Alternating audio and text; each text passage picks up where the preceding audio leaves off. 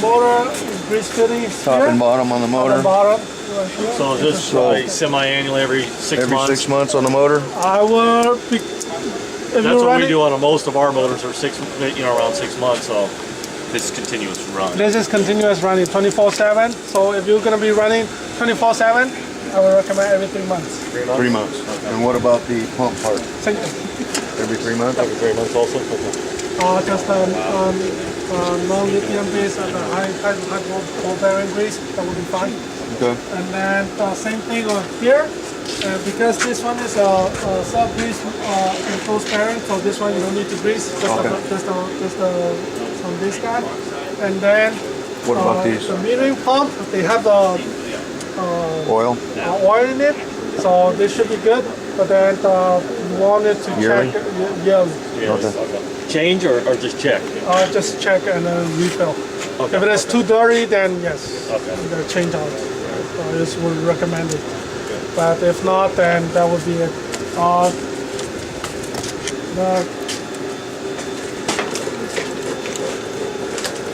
So there's 4 of these that have to be calibrated. 3.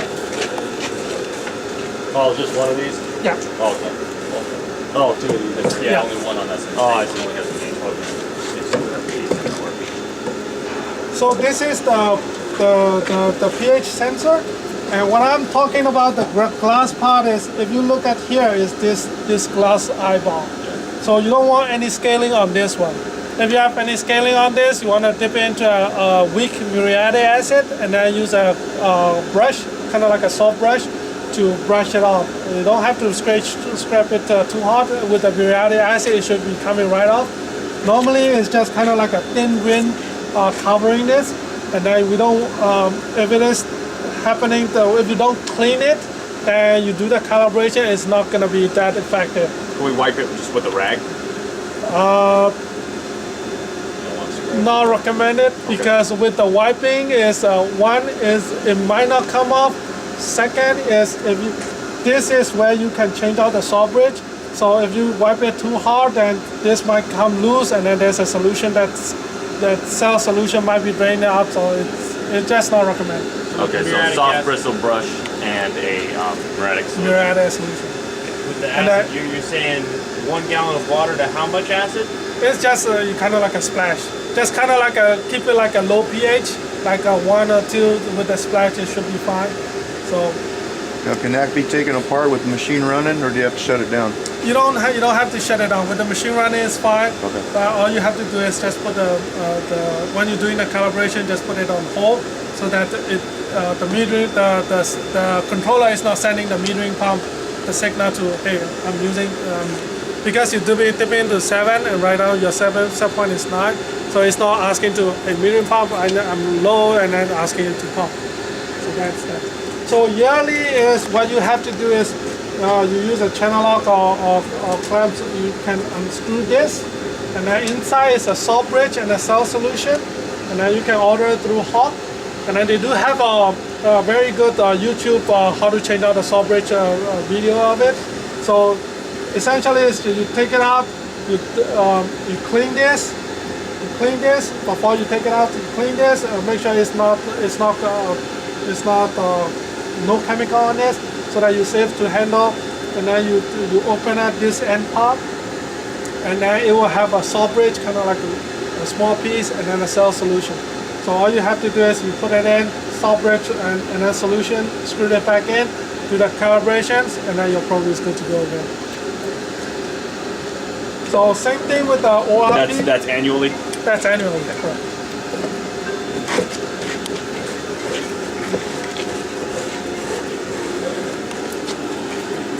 So the ORP, the difference is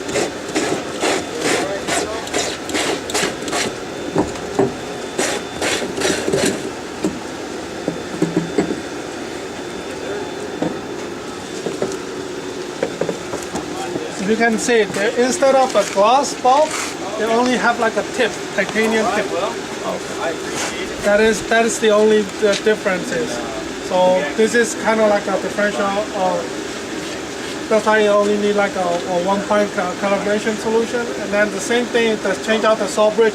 The salt bridge and the salt solution is common for all pH and ORP. Oh, okay. So you can just use the same thing, but just the bulk, the build is slightly different. And that too is calibrated just like the other one once a month? Yeah. Okay. And the same steps as the pH? Same step as pH. Except for you do it with a 200 you do millivolts. 200 millivolts solution. Yeah. 1 point. A 1 point calibration. Double checking. We said there's 3 points to grease this pump 3 and motor. point to grease on Okay. this one, and then 1 point to grease on that one. Okay. And then your pen is how many? 2 points. 1 point. Yeah, because the motor is All on the the motors. grease. Yeah, we grease this every week, Every week? every Friday. Oh, okay. If you are running that often. Yeah.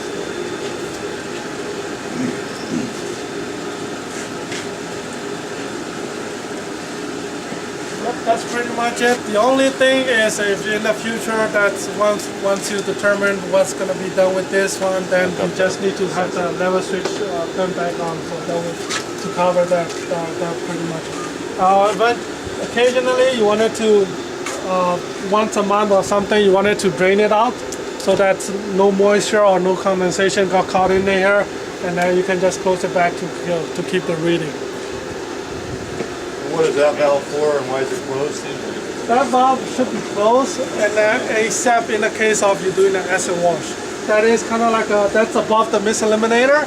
So if you open up that valve, that's kind of like once you're doing the acid wash, then that will spray over. There's a nozzle on top that spray over the mist eliminator as well. So if you have like a mist eliminator pressure high, you can try to open it up and then see if that with the pressure, if Goes some down. of the buildup will break down. But if it is just a caustic solution, it won't do much. It's rather than just the pressure hitting it. So recommendation is if the mist eliminator is high, then you open up that 36-inch mainway on top, you pop it out, and then there's like a module 24 by 36 that you can just pick up with a hook or something. Then you can just easily remove it. That's with high pressure or high reading on the mist High eliminator? reading on the mist eliminator.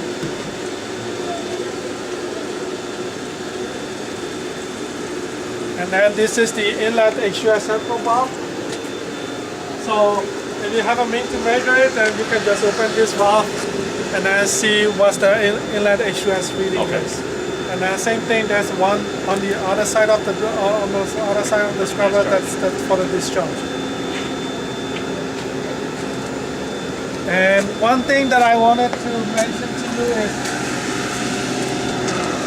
this rubber boots need to replace, recommended to replace at some point, because this already took a hole through here already. I don't know if it is intentional or it is That's right.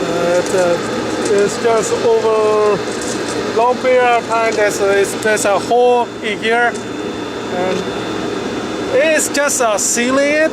So if you're not a big deal, but then it's just recommended to have it replaced. But Let's go on that. I got some gear duct tape. because yeah, it's all ripped open and all that. So That's why you don't have any H2S readings. It's so low because it's sucking in fresh air. well, I have to do it when I do the testing. I have to crack that open up because the system is designed for 19,000. And if I don't crack that open up, it's just with the 3-leg, it's just sucking too much. And we try to test run it, and it's just sucking a lot of water out of it. So we have to crack that open up. And then once the cover is in and all that, then we can do, on the next trip, then I can do the full actual testing of the HDS. And then this is just to drain the reservoir. This is to drain the reservoir, correct? Normally, you want this valve to be closed. Okay. So overflow pipe is just overflowing out of here and then going into the drain. Okay. So the stage 2, there's no. We have our same setup, but then in currently stage 2 liquid is overflowing to stage 1 and then overflowing out of stage 1. Okay.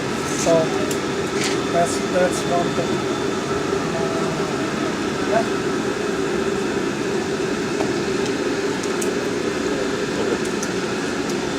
Any questions?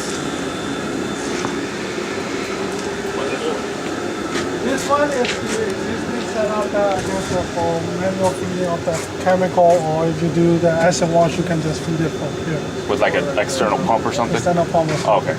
Yeah. So this just is going into the reservoir? Yep. Yep. Open and nothing? Open, nothing Okay. else. Yep.